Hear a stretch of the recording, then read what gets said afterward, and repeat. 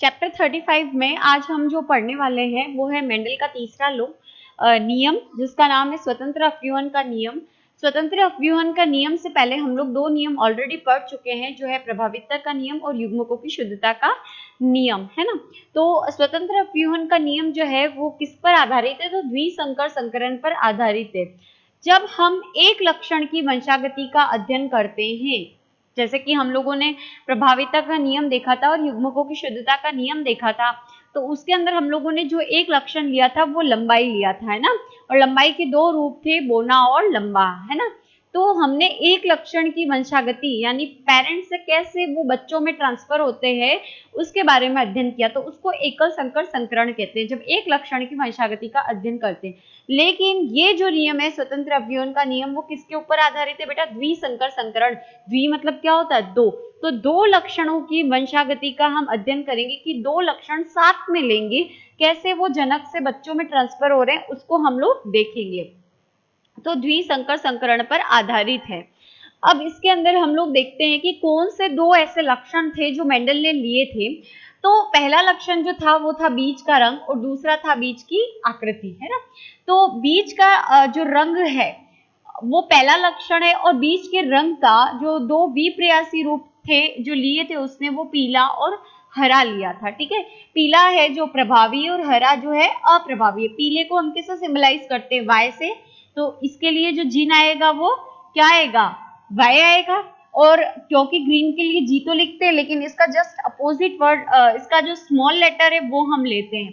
तो capital Y तो पीले के लिए हो गया, ये प्रभावी है। जो कैपिटल होता है वो हमेशा प्रभावी लक्षण को दिखाता है। प्रभावी लक्षण वो होता है जो F1 पीढ़ी में खुद को क्या करता है, प्रदर्शित करता है। और ग्रीन के लिए लिखेंगे हम स्मॉल वाई। जिन क्योंकि अकेला नहीं होता तो ये हमेशा कैसे लिखे जाएंगे, डबल लिखे जाएंगे, समझ आ गया। फिर बीज की आकृति, बीज की आकृति दो तरीके की होती है, या तो गोलाकार या फिर झुर्रीदार। आप बीज देखते हो तो ऐसे कईयों के ऊपर बिल्कुल ऐसे प्लेन होते हैं मटर के, और कईयों के ऊपर ऐसे झुर्री बनी हुई होती है।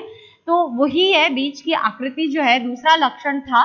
उसमें गोलाकार बिल्कुल राउंड शेप होते हैं, जिसके लिए हम आर जो है जिनके लिए हम आर सिंबल यूज करेंगे, और ये प्रभावी लक्षण है। और झुर्रीदार क्या हो गया, अप्रभावी, जिसको हम डिनोट करेंगे स्मॉल आर से। अब जिन क्योंकि डबल होते हैं तो कैपिटल आर, स्मॉल आर और स्मॉल आर।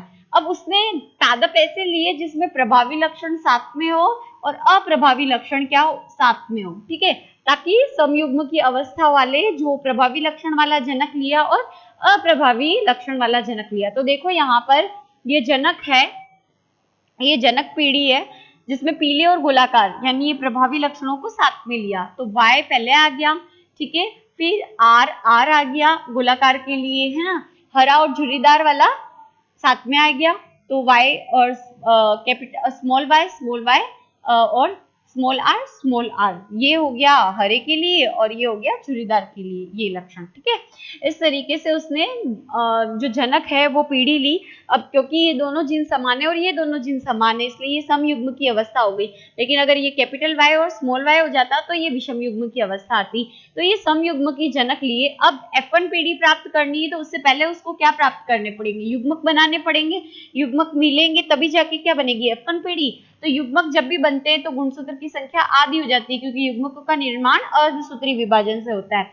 तो ये कैपिटल वाई और कैपिटल आर आ गया, और इधर भी इन डबल में से एक ही आएगा, तो ये स्मॉल आर और स्मॉल वाई साथ में आ गया। अब ये दोनों मिलते हैं तो कैपिटल वाई और स्मॉल वाई आ जाएगा, कैपिटल आर और स्मॉल आर साथ में आ गया। तो ये हमें प्राप्त हो गई F1 पीढ़ी। और ये कैसी होगी, विषम युग्म की, क्योंकि इसमें कैपिटल वाई के साथ कैपिटल वाई नहीं है, स्मॉल वाई है, कैपिटल आर के साथ स्मॉल आर है, तो विषम युग्म की। और देखो ये कैपिटल वाई किसको बताता है, प्रभावी को, और कैपिटल आर किसको बताता है, प्रभावी को। तो प्रभावी लक्षण जब भी होगी तो अप्रभावी अपने आप को प्रदर्शित नहीं कर पाएंगे, तो पीला और गोलाकार होगा, और F1 पीढ़ी कैसी होगी, विषम युग्म की होगी, ठीक है। अब उसके बाद उसने F1 पीढ़ी के बीच स्वपरागण करवाया। स्वपरागण कराएगा तो क्या बनेंगे, युग्मक बनेंगे। और युग्मक कैसे बनेंगे, चार तरीके के युग्मक बनेंगे। कैसे बनेंगे, चार तरीके के युग्मक, देखना इसको समझना अच्छे से। मैं यहाँ से रब करके समझा रही हूँ बेटा, इसके ऊपर वाला। तो देखो ये कैपिटल वाई है, small Y, capital R, small R. ये y पहले इसके साथ क्रॉस करेगा तो capital Y small capital R आ जाएगा। अब ये कैपिटल Y क्रॉस करेगा इसके साथ, ठीक है, तो कैपिटल Y और स्मॉल r, ये दूसरा आ गया। फिर ये y इससे भी हो गया और इससे भी क्रॉस हो गया। अब बचा कौन, ये वाला y है ना, तो इसको अपन क्रॉस करेंगे तो क्या बनेगा, इस y को अपन इससे करवाते हैं तो स्मॉल y कैपिटल R। ध्यान रखना पीडी में हम बताएंगे तो कैपिटल को पहले लिखेंगे और स्मॉल को बाद में, लेकिन युग्मक में हम आगे पीछे लिख सकते हैं। तो अभी हम क्योंकि युग्मक निर्माण बता रहे हैं इसलिए यहाँ पर स्मॉल y और कैपिटल R आ गया। अब इसी स्मॉल y को हम किससे क्रॉस करवाएंगे, इससे करवाएंगे तो स्मॉल r और स्मॉल y, तो ये आ गया, ठीक है। तो ये चार तरीके के क्या हो गए, युग्मक बन गए। कैसे बने, कैपिटल Y था, स्मॉल y है F1 पीडी का, कैपिटल R था, स्मॉल आ गया, पहले इस वाले को इससे किया, इस वाले को फिर इससे किया, फिर इस वाले को इससे क्रॉस किया और इस वाले को इससे किया। तो ये चार तरीके के युग्मक हमारे पास बन गए, समझ आया। उसके बाद इनको हमने चार्ट में रख दिया, F2 पीडी हमको प्राप्त करनी है, युग्मक मिलेंगे।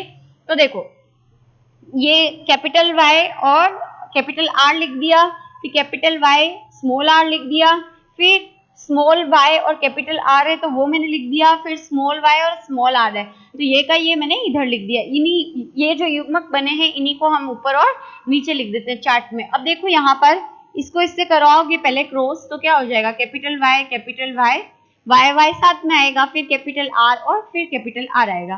फिर इस वाले को करोगे तो कैपिटल Y, यहाँ पे भी y कैसा है, कैपिटल Y है। अगर स्मॉल आता तो पहले स्मॉल आता, R नहीं आएगा, ध्यान रखना है ना। फिर आएगा R और कैपिटल R है और स्मॉल r है तो कैपिटल R पहले आएगा और स्मॉल r बाद में आएगी। फिर इस वाले को इससे क्रॉस करवाओ तो देखो कैपिटल Y आ रहा है तो कैपिटल Y पहले आएगा, ये स्मॉल y आ रहा है तो स्मॉल y को बाद में लिखेंगे, फिर कैपिटल R, फिर इस वाले को इससे करवाया तो क्या हो जाएगा, capital Y small y capital R और स्मॉल r। आ गया समझ में। इसके बाद इस वाले को अब इससे करोगे तो कैपिटल Y R आ रहा है तो कैपिटल R पहले आएगा और ये स्मॉल r बाद में आएगा, ठीक है। अब इस वाले को इससे करोगे तो देखो कैपिटल Y स्मॉल r आ गया। ये इस तरीके से हम इसको क्रॉस करवाते जाते हैं और लिखते जाते हैं। फिर यहाँ पर अगर हम लक्षण प्रारूप देखते हैं तो कितना आता है, 9 3 3 1, ये लक्षण प्रारूप आता है। जीन प्रारूप ऑलरेडी पढ़ चुके हो, कैसे निकालते हैं सिखा दिया है लास्ट वीडियो के अंदर, नहीं आया समझ में तो देखो कैसे निकलता है जीन प्रारूप, लक्षण प्रारूप। जीन लक्षण प्रारूप तो हम बाह्य प्रतीति को देखते हैं, है ना, तो यहाँ पर पीले और गोलाकार आएंगे 9, है ना, तो इस तरीके से हम इनको निकालते हैं और इसमें आएगा 12 24 12 12 1, अनुपात का निशान लगा दो, ये इसका जीन प्रारूप आ गया, समझ में आएगा। अब बात आती है, ये तो हो गया द्विसंकर संकरण का उदाहरण, या आपको क्वेश्चन आता है कि स्वतंत्र अपव्यूहन को उदाहरण सहित समझाइए, तो आपको ये पूरा प्रोसेस करना है, लक्षण प्रारूप तक लिखना है। द्विसंकर संकरण भी पूछता है तो भी आपको यहाँ लक्षण और जीन प्रारूप तक निकाल कर लिख देना है, और अगर आपको पूछता है कि स्वतंत्र अपव्यूहन को उदाहरण सहित समझाइए तो भी आपको यहाँ तक लिख देना है। अब बात करते हैं हम इस नियम की कि ये नियम क्या है, स्टेटमेंट क्या है। तो देखो स्वतंत्र अपव्यूहन का नियम आप अगर देखते हो स्टार्टिंग में तो मेंडल ने क्या किया था, पीले और गोलाकार को साथ में रखा था, यानी प्रभावी लक्षणों को साथ में रखा था, है ना। पीले के लिए सिंबल था YY और गोलाकार के लिए था कैपिटल R। हरे और झुर्रीदार अप्रभावी लक्षण थे और उनको उन्होंने साथ में रखा, ये इस तरीके से, है ना। लेकिन अगर आप चार्ट में देखते हो तो यहाँ पर कैपिटल Y स्मॉल r आ रहा है। कैपिटल Y होगा तो कौन सा रंग आएगा, कौन सा कलर आएगा, पीला, ठीक है, पीला आ गया। फिर स्मॉल r आ रहा है, स्मॉल r किसके लिए, झुर्रीदार के लिए। तो अब देखो क्या हो गया, पीला किसके साथ जुड़ा हुआ था बेटा, पीला जुड़ा हुआ था गोलाकार के साथ, लेकिन यहाँ पर क्या हुआ है, पीला किसके साथ जुड़ गया है, झुर्रीदार के साथ, यानी एक लक्षण जो है वो किसी अन्य लक्षण के साथ जोड़ा बना रहा है। मतलब ये पीला जो है वो गोलाकार के साथ नहीं जुड़ा है, किसके साथ जुड़ गया है, झुर्रीदार के साथ। तो कहने का मतलब मेंडल ने जब F2 पीढ़ी प्राप्त की द्विसंकर संकरण से, तो मेंडल ने पाया कि जो एक लक्षण होता है वो जनक पीढ़ी में चाहे किसी और लक्षण के साथ जोड़ा बना रहा है, लेकिन आगे चलकर वो लक्षण किसी अन्य के साथ जोड़ा बनाने के लिए स्वतंत्र होता है। जरूरी नहीं है कि पीला हमेशा गोलाकार के साथ रहे, पीला अपना जोड़ा झुर्रीदार के साथ भी बना सकता है।